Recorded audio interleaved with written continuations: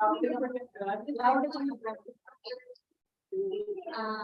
very much, madam, for coming to our institution to address our students. But it is not Progress.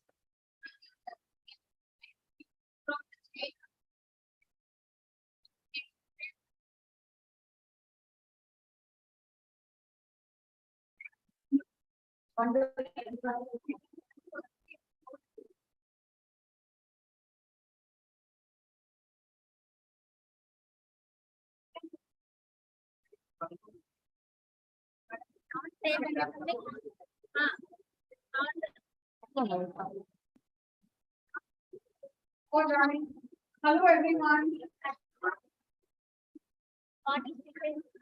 You can settle down. Very nice to be here. Very nice to be here. I said, I have to say, I'll start with a little joke. Then I will introduce myself. Then I will talk about my job, and then we will talk something about infections and how we can prevent them. But what I and treat them. But importantly, let us keep this very interactive. You also have to talk. Okay. If you stop talking, I will stop talking. And that won't be fun. Then basically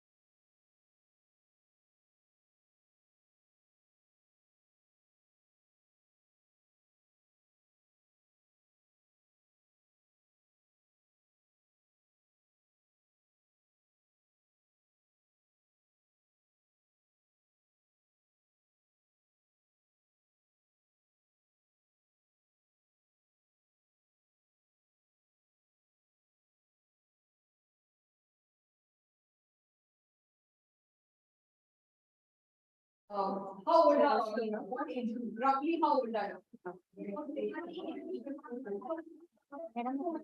14, 15. That means I'm younger than you. Some of you are actually believing that. Huh?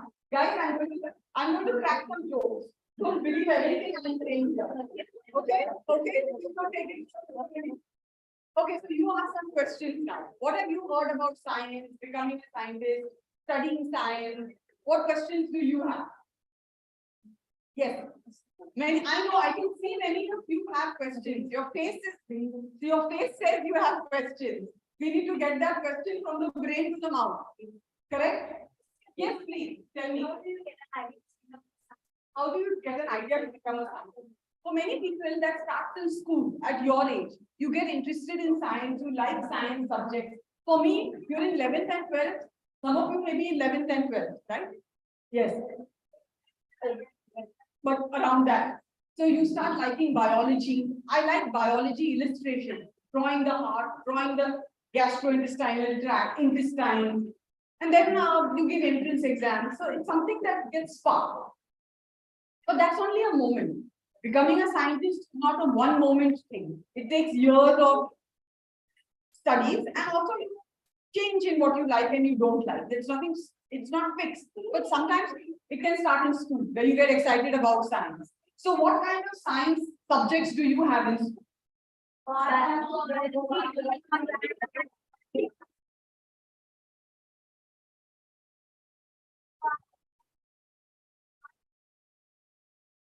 Botany, zoology, chemistry, physics. So let's do a show of hands of all this. So botany, zoology, chemistry, physics, correct? Any other science? You have math? You have math also. Okay. Let's do a show of hands. For how many of you of these 5 subjects, botany, zoology, chemistry, physics, and mathematics, for how many of you is mathematics the favorite subject? Wow, wow, wonderful. And then those who raised their hand, mathematics being a favorite subject, those who raised their hand, tell us. Now you raised your hand and I've seen you. You can't put your hand up. The moment I'm asking a question, everybody's putting their hands down. Can you name one well-known mathematician?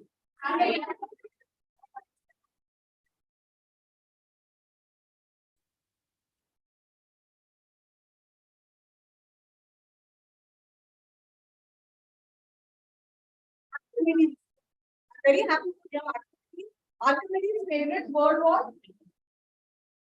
What was that thing? He went into a bathtub, the water fell out.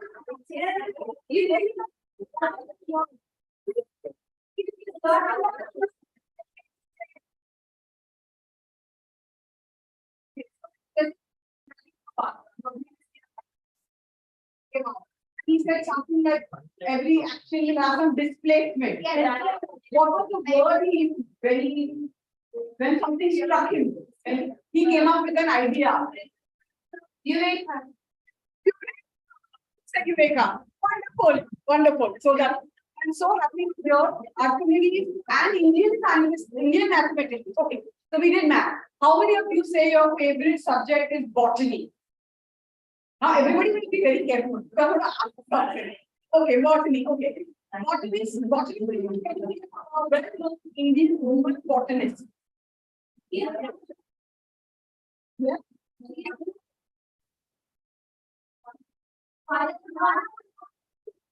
Here.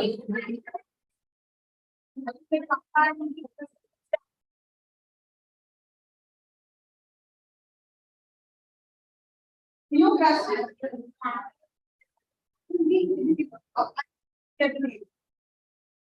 One person, one person. Oh, I'm assuming it's not Indian. Okay, I'm saying, can you name one famous? Huh? Indian woman botanist. Who knows? Who worked on sugarcane? Have you heard of Janaki Aman? Dr. Janaki Aman? Google now. Look up. You have something to read about. Okay. All right. Okay. And then how many of you like chemistry? Now, everybody is here.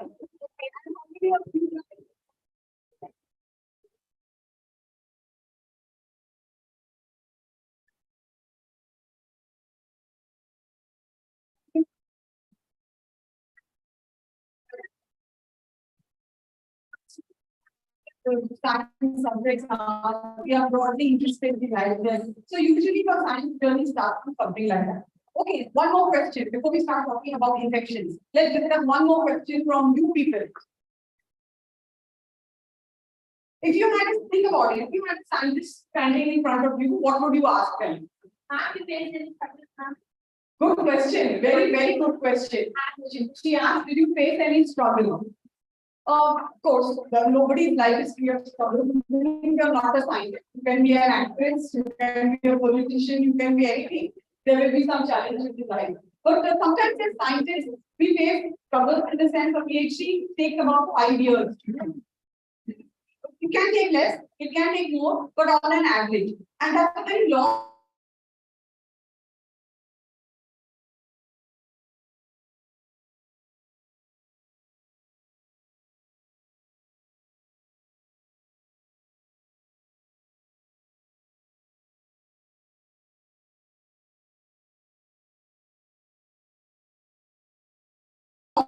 Oh my God, what have I got myself into? When is this going to end?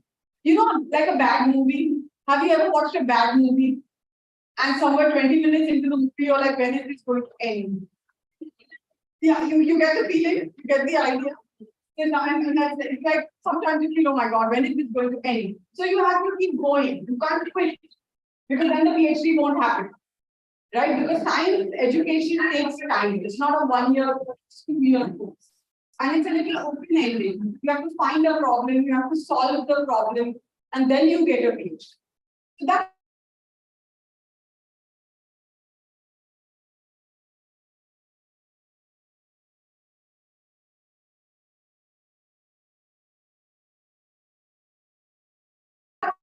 was also challenging. So I jokingly tell people that I was like, I went into the lab at 9 o'clock in the morning and I had to leave at 5 o'clock in the evening. So I described myself to people like I was Cinderella. You know Cinderella? That she had to leave her chapel and run at the clock of midnight. When the clock struck midnight. So for me it was not midnight, but after the clock was coming to 5 o'clock, I had to drop everything and run. Because my son, I had a nanny helped me in taking care of my child, but she also needed to go home. So I described myself as Cinderella PhD. I had to leave at 5 o'clock to go back home because my son can't be alone at home, right? How can a baby be alone at 5? So I had to do everything between 9 to 5. But then that also, I overcame that because they don't have time. And I became very efficient with my time. How to use 9 to 5 well, I discovered that. Nice question. Thank you. Yeah. All right. What else would you ask a scientist? Many people, many people. But I wouldn't name a person. But I think what inspires me is being able to work in India, for India, and with Indian people. That has been my inspiration. That keeps me going. Because as scientists, in some way, we are contributing to the country, right? To education, to research, and that is very inspiring. That keeps me going. Yeah, but so many scientists, many people, but this is the most, I would say, this is the strongest inspiration. Okay, so shall we move on to talk about infections a little bit? Sounds good. Sounds good. So let's start with some questions. Okay, yes and no. Yes and no answers. Have you heard of Kaun Banega Crorepati? Like that, people will be strong, like that. But you don't have any help. Let's start. How many of you have had a fever in your life? Like, many something can't be helped. So how many of you have gone to a doctor with a fever? How many of you gone to a doctor with a fever? Sometimes we go to doctor. Whatever. How many of you have had a case doctor is giving you something called antibiotic? Antibiotic. Yeah. You've also received an antibiotic. And you consumed that and have you taken that antibiotic?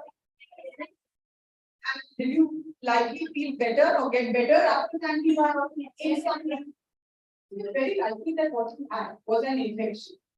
And usually we treat infections caused by bacteria. Have you heard about bacteria? We treat infections caused by bacteria with antibiotics. So during my MD and during my PhD, I was studying infections caused by bacteria. So how would you describe bacteria? How big are they? How small are they? They are microscopic. Oh, very good, whoever said that. They are microscopic organisms. They can't be seen with the eye. What do you use to see them? So they might use a microscope. You guys seem to know everything. I don't even know why I'm here.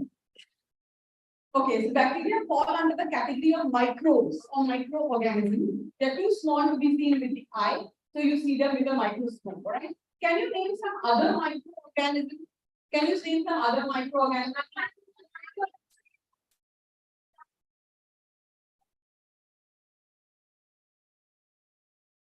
You know, bacteria are a type of microorganism. So, how small are bacteria? If you have but we can't see them, but we can that should also participate, okay? We can't see with the naked eye, we need a microscope, but how small? 1 centimeter, 1 millimeter.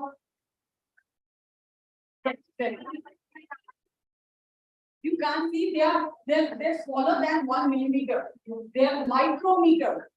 So if you take a pencil tip will be 1 millimeter. So bacteria, about 1,000 bacteria will fill a pencil tip. They are about 1 micrometer in size, right? That's 1 millimeter. A pencil tip is 1 millimeter. Thank you for that. Thank you for helping me explain it. And in the tip of a pencil, 1,000 bacteria will fit. They're that small. Now, what's very interesting, if I tell you that your body has more bacteria than it has human cells, will you believe me? Yes, ma'am. You better believe me. Because we have human cells, like what? Skin cells, eye cells, whatever.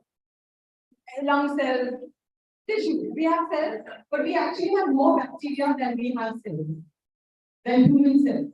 So we are all, we can be described as bags of bacteria. Quite literally, we are floating bags of bacteria. We have bacteria in our eye, in our nose, in our ear, on our skin, in our gastrointestinal tract, in our lungs, we have bacteria. But why are we not always getting infected? If we have so many bacteria, I think you have more bacteria than cells. Why are we not getting infected all the time? You seem to have all the answers. Please don't take away my job. You seem to have all the answers. Yes, the answer is most of them, 99% of bacteria are good bacteria. And good meaning they actually do good for us. What are some of the things bacteria help us to do? One.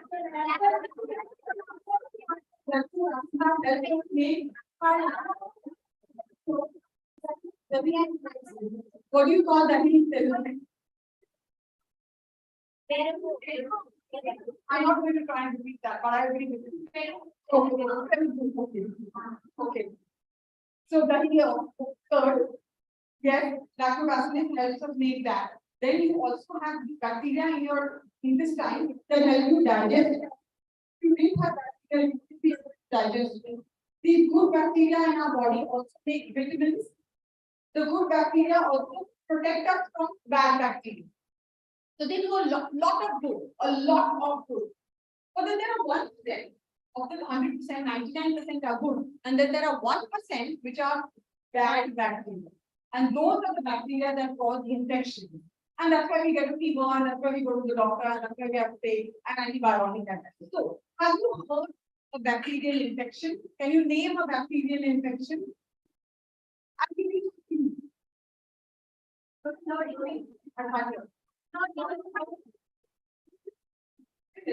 There is a kind of bacteria that causes a lung infection that spreads when people cough. What infection am I talking about? Tuberculosis. TB. Excellent. Well answered. Whoever answered, well answered. So TB, tuberculosis is the type of bacterial infection. And India has done a lot of work to reduce the rates of TB in our country. We still have TB, but we have done a lot of work to bring it down through education, treatment, etc. Okay, have you heard of bacteria that when under the microscope, look like bunches of grapes. Coccus, very good.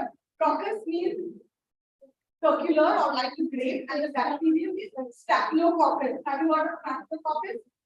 It can cause eye infection, ear infection. Then there is a similar bacterium that ends with coccus, but you find them not as bunches of grapes, but like chains. Which bacterium? Chains of coccus. Okay, it causes a throat infection. Have you heard of streptococcus? No, okay, but it's a kind of bacterium. So we named something. Okay, have you heard of water infection, cholera? Yes. Typically happens in the east of India, in Bengal. During specific seasons, you get outbreaks of cholera. So that's an example of a bacterial infection. Now, how a bacterial infection spread? I've already given you some ideas, but how do we get infected with the bad bacteria? Food, air, or water, food, close contact with something. So airborne is like TB. When people cough, it gets spread. Waterborne is like cholera. Drinking water which is having the bacterium. Food is like typhoid. Have you heard of typhoid? That is typically from food, from the food that has the bacterium. So that's how bacteria can enter our body. Whether they enter water and food means they enter through the mouth. Air means they enter through the nose. And they cause an infection in the body. So what is the signs of bacterial infection? How will you know you're sick? You feel tired.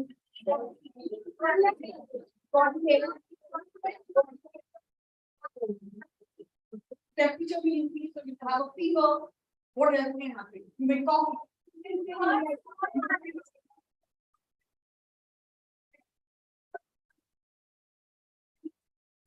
For 1 or 2 days, you say, I'm not going to school. Do you say that? Sometimes. For genuine reasons. You say, I'm not going to school, I'm going to stay at home.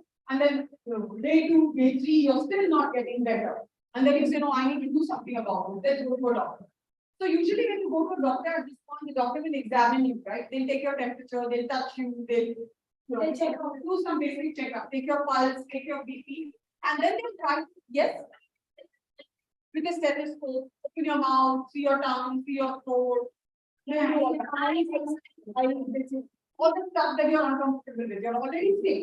You don't want to do more of this. Anyway, you have to do this. They try to diagnose the infection. Sometimes they may diagnose it just by looking at you, by examining you. Sometimes they need to take a sample from you. So what kind of sample will they take from?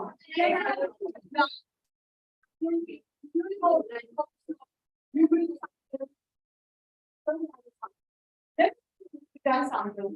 At that point, they say, okay, go home and we will give you a report in some time. And you're still a little bit fever, you're still at home and you're wondering how you're going to get better. But what they do when you're at home trying to get better is they send us sample to something called a lab. Have you heard of a lab? In the lab, you have people like us who are clinical microbiologists and scientists who examine that sample and try to diagnose the infection. So what we do, we look at the sample under the microscope. We try and grow the bacteria, giving it some food, bacterial food, like protein, sugar. We grow the bacteria in the lab and we try to detect what bacteria it is.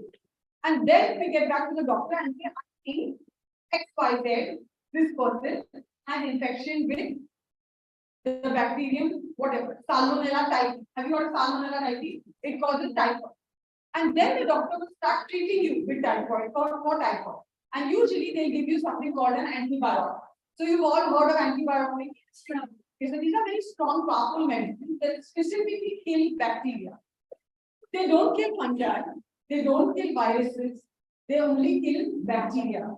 And every type of bacterium has its own treatment, its own antibiotics. And so you take that antibiotic and hopefully within a few days you start to feel better. Right, so when was the first antibiotic discovered? I can tell you it was before you were born. It was also before I was born. Which was around the time you were born. 19 what? Okay, I'll give you a clue. It was around the time of the Second World War. Before that, Second World War, guys.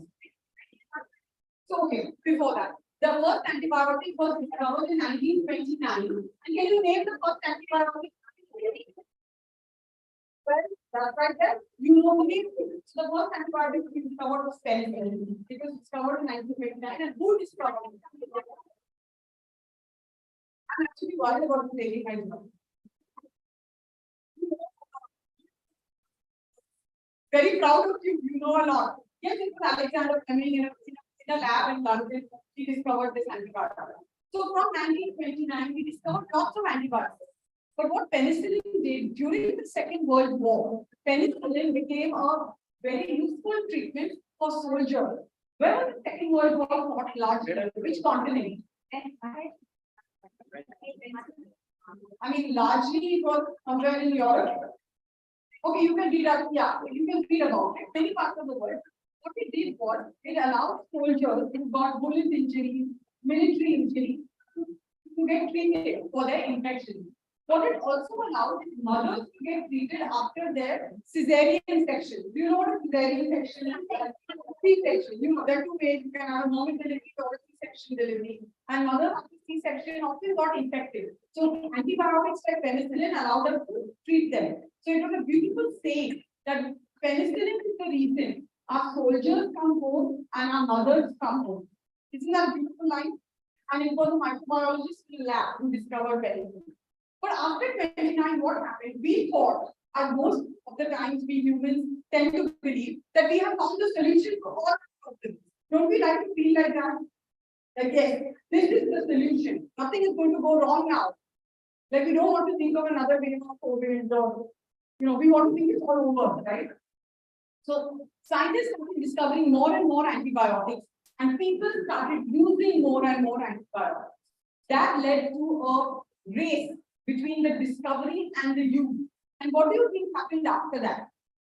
If you're overusing something, what is going to happen? Well, bacteria are living. So bacteria can respond to the antibiotic. So bacteria started becoming resistant to antibiotics. Have you heard of this term antibiotic resistance? So it's basically a situation where you treat with an antibiotic, but the bacteria don't get killed. The bacteria are able to survive. Now, isn't that a dangerous situation? What does that mean? Why is it dangerous? Why would it be dangerous? If you come with an infection, I give you a medicine, but you don't get better. Why is that a problem? It's not effective. It's not working, and you will not get treated from that infection, right? So this is what started happening because we were using a lot of antibiotics, and we have now entered this period of antibiotic resistance, which means we have to use them very carefully. So I will wrap up and open for questions with a few points on antibiotic resistance. This is a danger.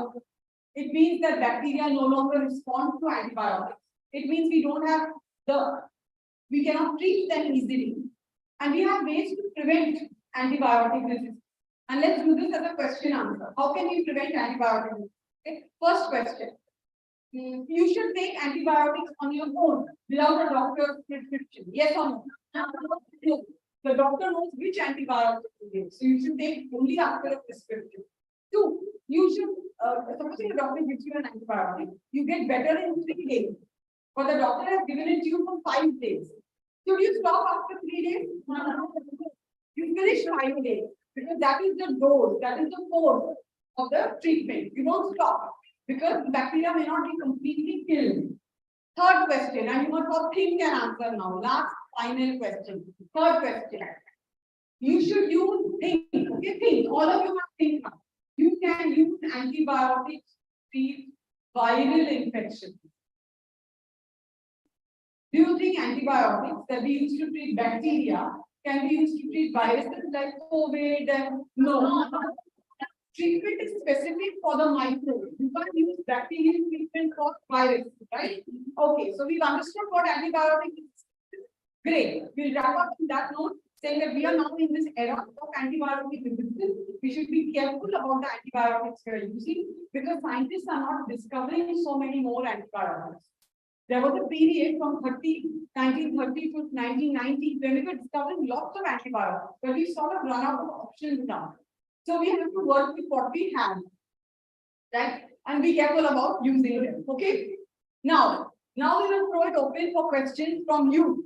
Ask us some questions about infections, microbes, antibiotics. What questions do you have?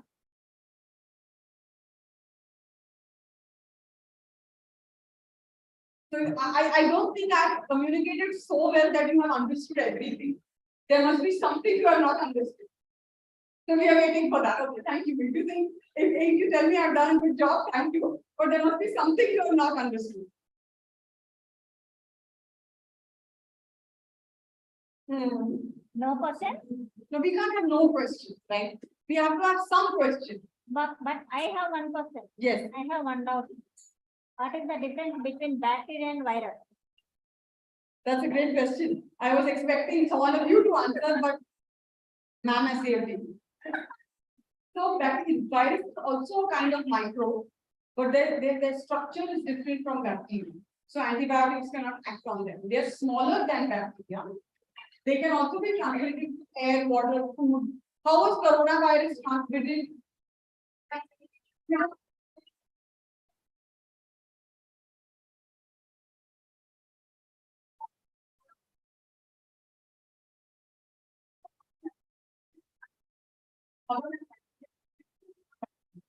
Great question, ma'am. Okay. What else? What other questions? So let's do this then. What new words have you learned today? Just say the word. Resistant, love that. Antibiotic. What else? New word. Yes. Typhoid. Wonderful, wonderful. TB. Water cholera. Wonderful. Infection. Perfect.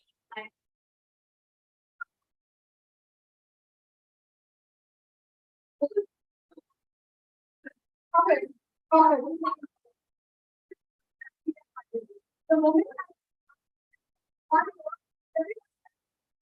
The moment we say he has something to say. Okay, great. So many words. What other words? Pardon? Okay, very good. I didn't hear that, but yes. Fungi, virus, bacteria, microscope. Yes. Infection, wonderful. Yes. Very good, very good. So we are all living with many new words. Okay, sounds good. Sounds like fun. Okay, we will wrap up unless you have some more questions.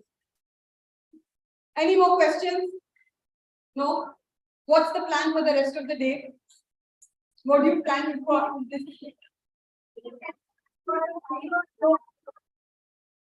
Go to class and study, that makes all kinds of sense.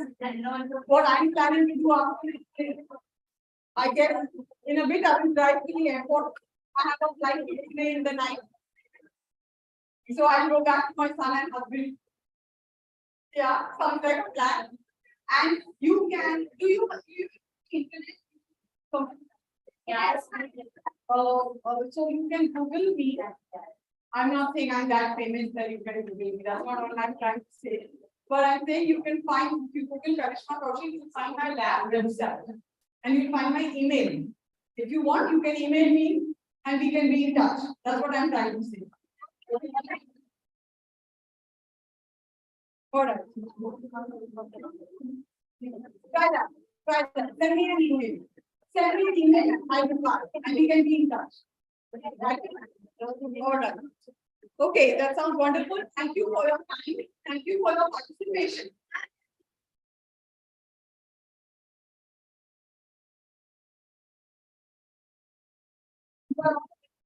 Intelligent bunch of young ladies, and I'm really worried about my job now.